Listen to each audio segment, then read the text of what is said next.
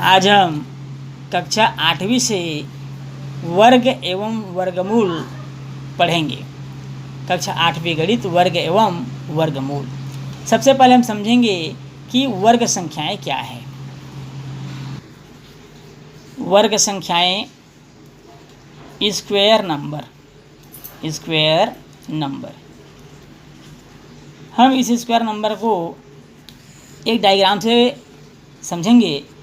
इस डायग्राम में पंक्ति और स्तंभ में कुछ बिंदु है और इन बिंदुओं की संख्या समान है।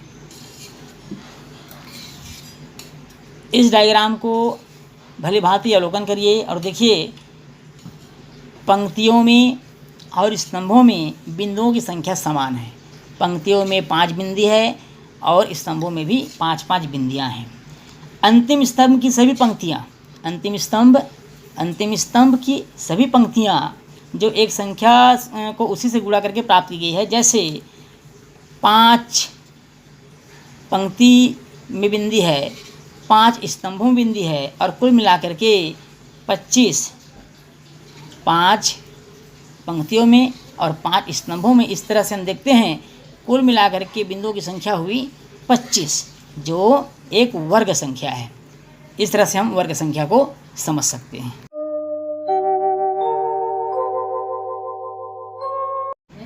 अब हम देखते हैं पूर्ण वर्ग संख्या की पहचान कैसे करेंगे।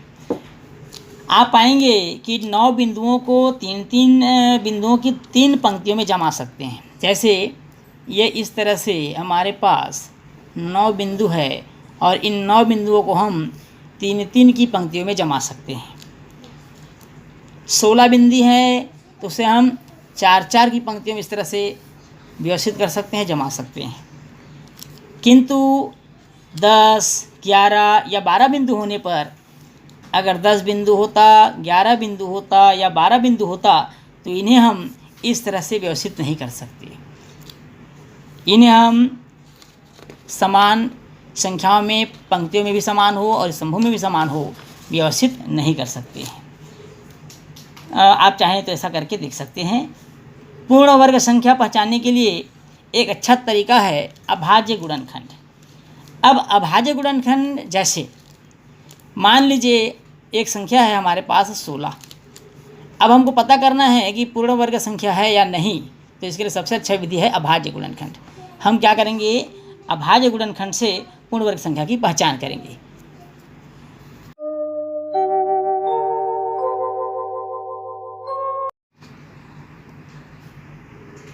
पूर्ण वर्ग संख्या में हमने देखा कि पंक्तियों में बिंदुओं की संख्या और स्तंभों में पंक्तियों की संख्या समान होती है, बराबर होती है। जैसे 3 गुणित 3 अर्थात 9 एक पूर्ण वर्ग संख्या होगी।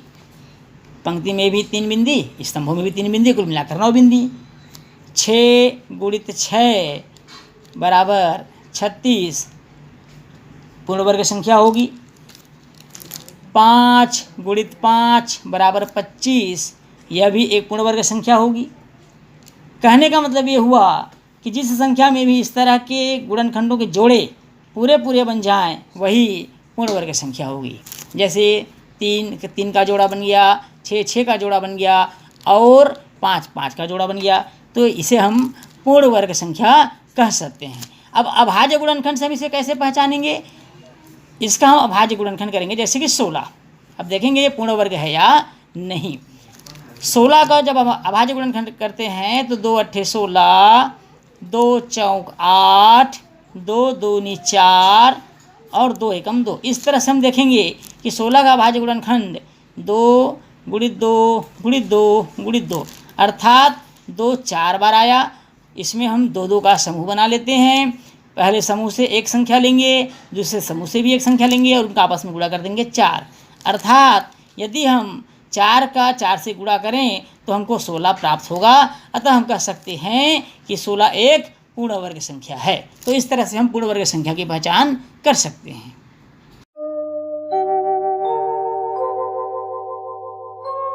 अब हम देखते हैं अभाज्य गुणनखंड विधि क्या है। इस विधि में दी गई संख्या के अभाज्य गुणनखंड करके जोड़े बनाते हैं जिन संख्याओं में सभी समान अभाज्य गुणनखंडों के जोड़े बन जाते हैं वे पूर्ण वर्ग संख्या होंगी। जैसे इससे पहले मैंने आपको 16 का उदाहरण देकर बताया था। अब मान लीजिए हम यहाँ एक संख्या लेते हैं 144। हमने एक संख्या लिया 144 को ले लेते हैं 144। अब इसका हम अभाज्य गुणनखंड प्राप्त करेंगे। 2 सत्ते 14, 2 दूनी 4, 2 तिया 6, 2 छक्के 12, 2 एकम 2, 2 अट्ठे 16। इस तरह से हम भाग देकर मालूम कर लेंगे। 2 निया 18, 3 तिया 9 और 3 एकम 3। अब 144 का अभाज्य गुणनखंड हमको मिला 2, 1, 2, 3, 4, 4 बार मिला है। इसी प्रकार 3 2 बार मिला है। अब हम क्या करेंगे, 144 में सभी अभाज्य संख्याओं के देखेंगे 2 और 3 के रूप में प्राप्त हुआ, इनके जोड़े बना लेंगे हम। इस तरह से 2 के 2 जोड़े बनते हैं और 3 का 1 जोड़ा बन जाता है। इन जोड़ों में से एक एक संख्या हम ले लेंगे। पहले जोड़े में से एक संख्या 2, दूसरे जोड़े में से भी एक संख्या 2 और तीसरे जोड़े 3 में से भी एक संख्या ले लेंगे 3। इनका आपस में हम गुणा कर लेते हैं।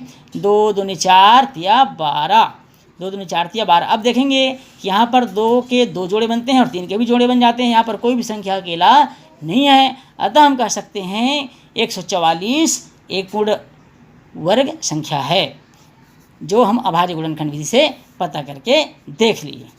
इस तरह से हम याद कर सकते हैं अभाज्य गुणनखंड विधि से। एक और उदाहरण देखते हैं। मान लीजिए हमने एक संख्या लिया 252। मान लीजिए हमने संख्या लिया 252। इसको करके देखते हैं 252 को, क्या ये पूर्ण वर्ग संख्या है। अभाज्य गुणनखंड विधि से पता करेंगे। 2 एकम 2, 2 दूनी 4 और 2 छक्के 12, 2 छक्के 12, 2 तिया 6, 3 दूनी 6, 3 एकम 3, 3 सत्ते 21 और 7 एकम 7।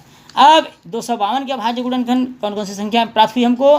2 2 बार मिला, 3 2 बार मिला और 1 बार मिला हमको 7। अब यहाँ देखेंगे 2 के जोड़ी बनते हैं, 3 के जोड़ी बनते हैं, लेकिन 7 अकेला रह जाता है। अतः हम कह सकते हैं कि यह पूर्ण वर्ग नहीं है, यह पूर्ण वर्ग संख्या नहीं है। 252 एक पूर्ण वर्ग संख्या नहीं है। इस तरह से हम अभाज्य गुणनखंड से भी पूर्ण वर्ग संख्या का पता कर सकते हैं।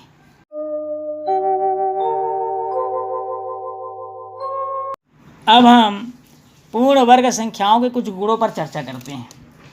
पूर्ण वर्ग संख्याएं जैसे आपका 4, 9, 16, 25, 36, 49, 81, 100, इस तरह से संख्याएं आप ले सकते हैं। इनको ध्यान से हम देखते हैं। ध्यान से आप भी देखिए। ध्यान से देखने से पता चलता है कि क्या कोई ऐसी पूर्ण वर्ग संख्या है जिसकी इकाई के स्थान पर 2 आया हो, 3 आया हो, 7 आया हो अथवा 8 आया हो। ऐसी कोई पूर्ण वर्ग संख्या है जिसके इकाई के स्थान पर 2, 3, 7 या 8 आया हो। आइए इसको एक सारणी से और अच्छे से समझते हैं। इस सारणी को ध्यान से देखिए। एक तरफ संख्या पूर्ण वर्ग संख्या 1 का वर्ग 1, 3 का वर्ग 9, 5 का वर्ग 25, 7 का वर्ग 49, इसी प्रकार 2 का वर्ग 4, 4 का वर्ग 16, 6 का वर्ग 36, 8 का वर्ग 64, 10 का वर्ग 100, 12 का वर्ग 144 है।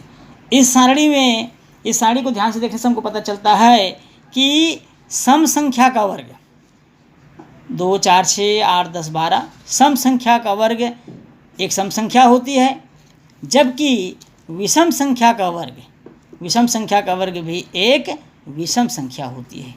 चाहे वो 3 का वर्ग 9 हो, 7 का वर्ग 49 हो या 11 का वर्ग 121 हो।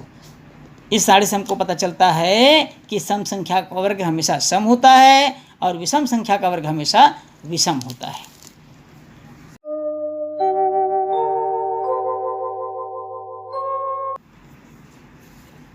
इस चित्र को बड़े ध्यान से देखिए।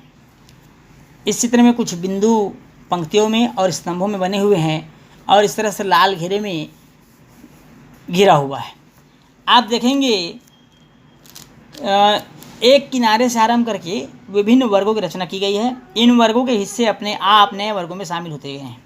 यदि हम सब हिस्सों में शामिल बिंदुओं को अलग अलग जोड़ें तो हम देखते हैं कि वर्गों में बिंदुओं की संख्या इस प्रकार से है। पहला वर्ग है हमारा पहला वर्ग ध्यान से देखेंगे। पहला वर्ग यहाँ पर एक बिंदी है, एक अर्थात एक का वर्ग। दूसरा वर्ग में चलते हैं हम। दूसरा वर्ग में देखते हैं, ये दूसरा वर्ग है, 1 धन 1 2 3, 1 धन 3 अर्थात 4, 4 2 का वर्ग है। तीसरा वर्ग में आते हैं। तीसरे वर्ग में, ये तीसरा वर्ग है, तीसरे वर्ग में 1 1 2 3 और 1 2 3 4 5 अर्थात 1 फिर 3 और 5, कुल मिलाकर हुआ 5 3 8 और 1 9, जो 3 का वर्ग है। इसी तरह से चौथा वर्ग, पांचवा वर्ग, छठवां वर्ग, सभी वर्गों में आप देखेंगे कि जितने भी बिंदु हैं वो पहले वर्ग के बाद के बिंदुओं को जोड़ने से जो संख्या प्राप्त होती है वह एक पूर्ण वर्ग संख्या होती है। तो एक और मज़ेदार बात थी हमारे लिए कि हम बिंदुओं के माध्यम से बड़े आसानी से पूर्ण वर्ग संख्या का पता लगा सकते हैं।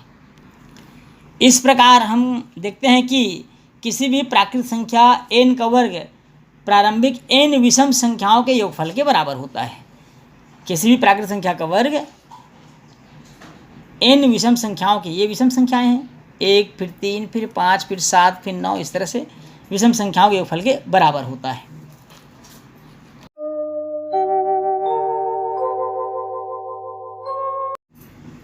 इस पैटर्न को बहुत ध्यान से देखिए, इन्हें ध्यान से देखकर समझने का प्रयास कीजिए। यहाँ 1 का वर्ग 1, 11 का वर्ग 121, 111 का वर्ग है 12,321, 1111 का वर्ग है 1,23,000, इस तरह से। कहने का मतलब ये हुआ कि ये पैटर्न आपको शायद अब तक समझ में आ गया होगा। यदि नहीं आया है तो समझिए। 1 का वर्ग है 1, 11 में 2 संख्याएं हैं, 1 और 1 11 वर्ग है, तो 2 अंक है, इसलिए हम इसको 1 2 फिर उसको घटते क्रम में लिख देंगे। इसको 111 का वर्ग से समझते हैं। इसमें 3 अंक है, 1 1 1 अर्थात 3 बार 1 2 3 और फिर उसको घटते क्रम में 2 1। यहाँ पर देखेंगे आप 1 4 बार आया हुआ है, अर्थात हम 4 तक चलेंगे, 1 2 3 4 और फिर घटते क्रम में 3 2 1। मान लीजिए आपसे कहा जाए कि 1 2 3 4 5 6 बार 1 है और इसके वर्ग हमको मालूम करना हो तो बहुत आसानी से आप बता सकते हैं। 6 बार 1 है तो हमको 6 तक चलना है, 1 2 3 4 5 6, फिर इसको घटते क्रम में लिखेंगे 5 4 3 2 1। इस तरह से आप बड़ी से बड़ी संख्या का वर्ग मौखिक रूप से आप प्राप्त कर सकते हैं, मालूम कर सकते हैं। तो थी ना एक और मनोरंजक पैटर्न और मज़ेदार बातें। उम्मीद है आप सबको वर्ग के बारे में अच्छे से समझ में आया होगा। यदि किसी प्रकार कोई डाउट हो तो आप कमेंट कर सकते हैं। अब हम पढ़ेंगे वर्गमूल।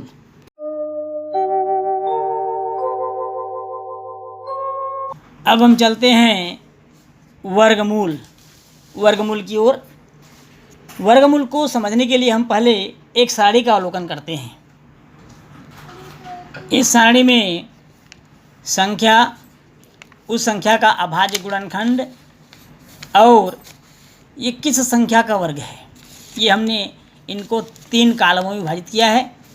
इसे बहुत ध्यान से समझिएगा। 16 इनके अभाज्य गुणनखंड 2 × 2 × 2 × 2 अर्थात जोड़ी बनाएंगे, 2 जोड़ी बनेगा, 2 और 2 का, इस तरह से हमको मिला 4। 25 5 × 5 इनके एक ही जोड़ी बनते हैं 5। 36 2 × 2 × 3 × 3 अर्थात 2 और 3 की जोड़ी बने 6। इस तरह 49 और 64 का भी हम मालूम कर सकते हैं।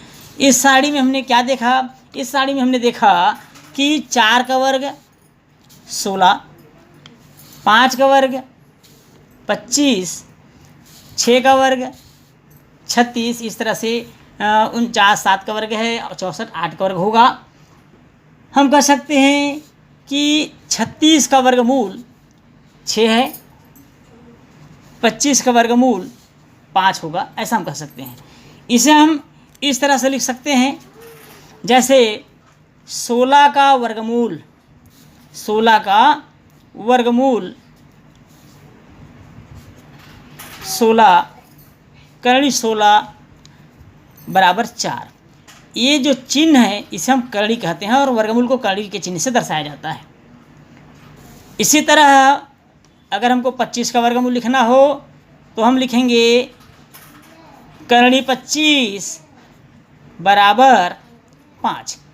अर्थात हमको साड़ी से स्पष्ट समझ में आ गया कि अभाज्य गुणनखंड के जोड़े जिस संख्या के बनते हैं वो उस संख्या का वर्गमूल होता है।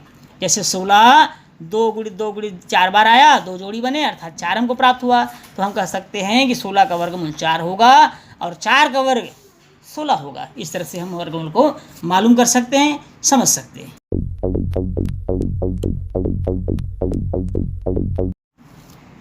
वर्गमूल ज्ञात करने की महत्वपूर्ण 2 विधियां होती हैं। पहली विधि है अभाज्य गुणनखंड विधि, अभाज्य गुणनखंड विधि, और दूसरी विधि है भाग विधि या भागफल विधि कह सकते हैं हम। अब हम पहले विधि की ओर चलते हैं, अभाज्य गुणनखंड विधि से वर्गमूल कैसे ज्ञात किया जाता है।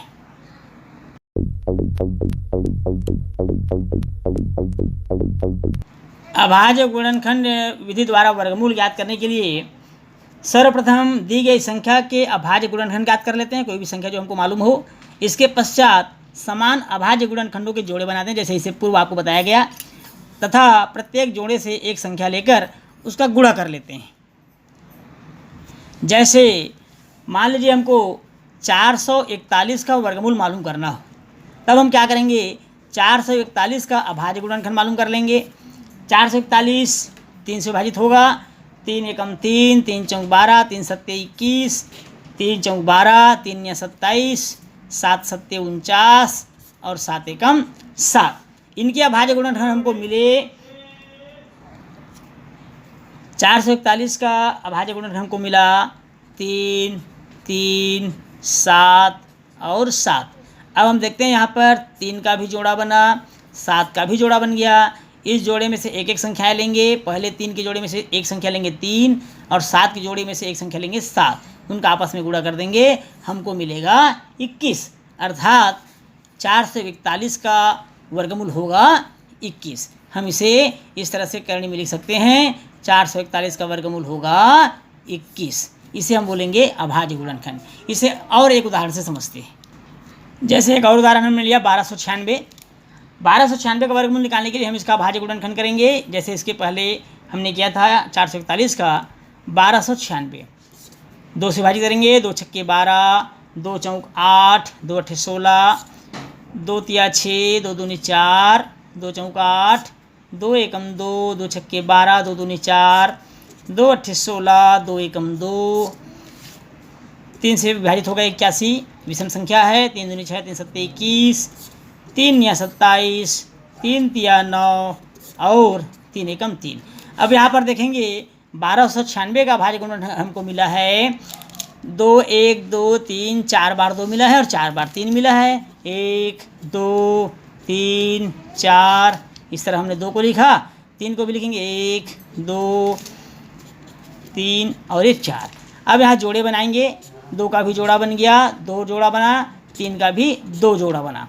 पहले 2 जोड़ों में से एक एक संख्या हमने लिखा 2 का, और 3 का भी दोनों जोड़ों में से एक एक संख्या हमने लिखा 3 का। इस तरह से हमको मिला 2 दूनी 4, 4 तिया 12, 12 तिया 36। अर्थात 1296 का वर्गमूल होगा 36। इस तरह से हम अभाज्य गुणनखंड विधि से भी पूर्ण वर्ग संख्याओं का वर्गमूल ज्ञात कर सकते हैं।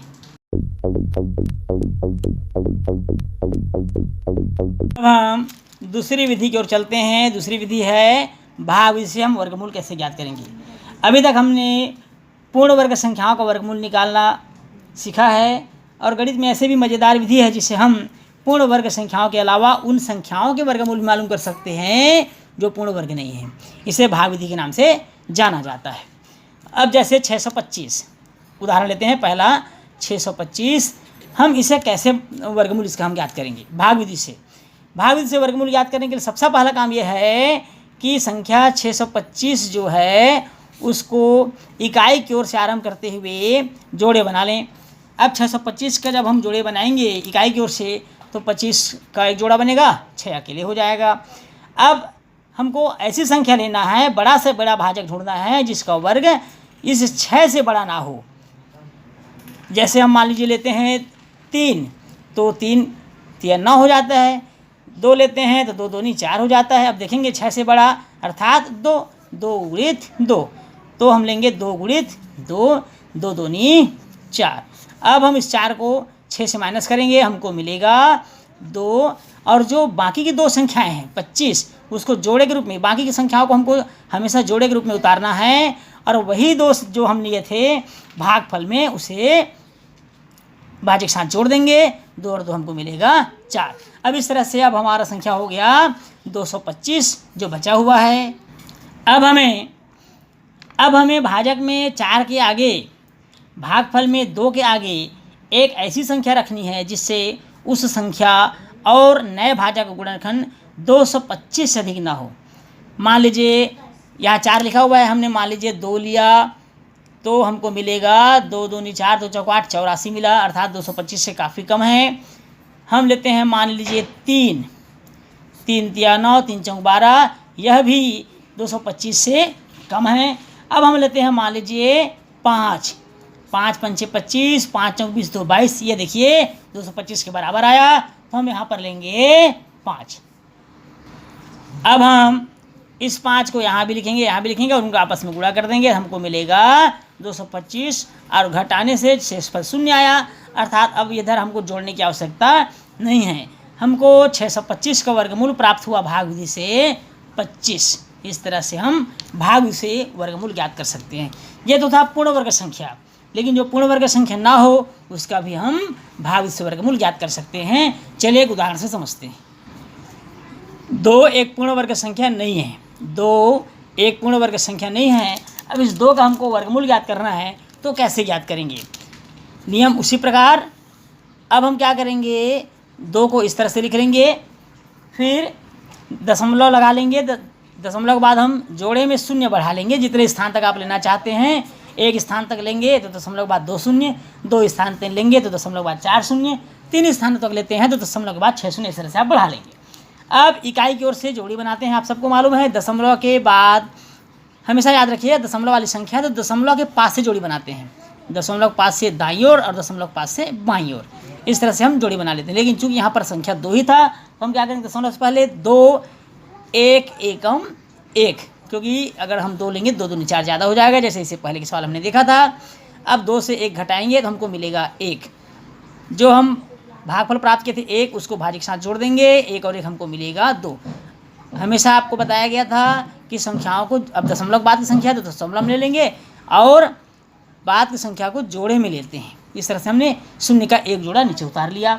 अब देखते हैं यहाँ पर 2 के बाजू में ऐसी कौन सी संख्या लें जिससे गुणा करने पर 100 से अधिक ना हो। मान लीजिए हमने लिया 4, आप 2 3 करके देख सकते हैं। हमने लिया मान लीजिए 4 का गुणा करेंगे 24 से, तो 4 चौक 16 का 6, यहाँ से ले 4 दूनी 8 हो 9, 96। निश्चित रूप से 100 से छोटा है, भाग चला गया। 100 में 96 घटाएंगे तो हमको मिलेगा 4। अब उसके बाद हम ये 2 शून्य ले चुके थे, अब उसके बाद फिर 2 शून्य उतार लेंगे एक साथ, जोड़े में हमेशा लेते हैं। भागफल 4 को फिर जोड़ देंगे, 24 और 4 हमको मिलेगा 28।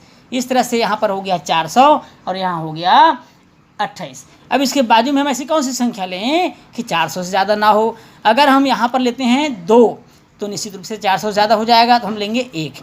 कितना लेंगे? 1। भाज्य में भी 1 लिखेंगे और भागफल में भी 1 लिखेंगे, उसका गुणा कर देंगे। 281 एकम 281, इसे माइनस करेंगे। 281 को 10 में से 1 गया 9, 10 में से 9 गया 1 और 4 में से 3 गया 1, इस तरह से 119 बचेगा। आखिरी जोड़ा 0 0 बचा हुआ है, उसे उतार लीजिए, फिर उस 1 को 281 के साथ जोड़ दीजिए, 282 हो गया। अब 282 से हमको 282 के बाजू में ऐसी संख्या लेना है जिससे 11,900 या उससे कम, उससे अधिक ना हो। मान लीजिए हम लेते हैं 4 लेकर के देखते हैं क्या 4 लेने से ज़्यादा होता है या भाग चला जाता है। 4 लेंगे वहाँ पर तो 4 यहाँ भी लिखना पड़ेगा, 4 चौक 16 का 6 हासिल 1, 4 दूनी 8 और 1 9, 4 अट्ठे 32 का 2 हासिल 3, 4 दूनी 8 और 3 11, 11,296 निश्चित रूप से 11,900 से कम है, तो भाग चला गया। अब हम इसको माइनस कर देंगे। 10 में से 6 गया 4, 10 में से शून्य हो गया, 9 में से 2 गया 3, 9 में से 3 हटाएंगे हम तो हमको मिलेगा 6 और ये इस तरह से कट। अब हम देखेंगे, अब आगे आप चाहें तो 7 बचेगा, आगे आप चाहें तो और कर सकते हैं, लेकिन हमने दशमलव के बाद 3 अंकों तक लिया है। तो 2 का वर्गमूल हमको मिला, 2 का वर्गमूल भाग से, ये केवल भाग से संभव है, क्योंकि 2 पूर्ण वर्ग संख्या नहीं है इसलिए केवल भाग संभव है। तो 2 का वर्गमूल हमको मिला 1.414 और उसके बाद और आगे ले सकते हैं। हमने दशमलव के बाद केवल 3 स्थानों तक ज्ञात किया है। इस तरह से भाग विधि से हम वर्गमूल ज्ञात कर सकते हैं। इस तरह से हम वर्गमूल 2 विधियों से हमने मालूम किया, एक था अभाज्य गुणनखंड विधि और दूसरा था भाग विधि। हम वर्गमूल ज्ञात कर सकते हैं। आप लोग, उम्मीद है आप लोग को बहुत अच्छे समझ में आया होगा। यदि किसी प्रकार कोई डाउट हो तो आप कमेंट कर सकते हैं, पूछ सकते हैं। धन्यवाद।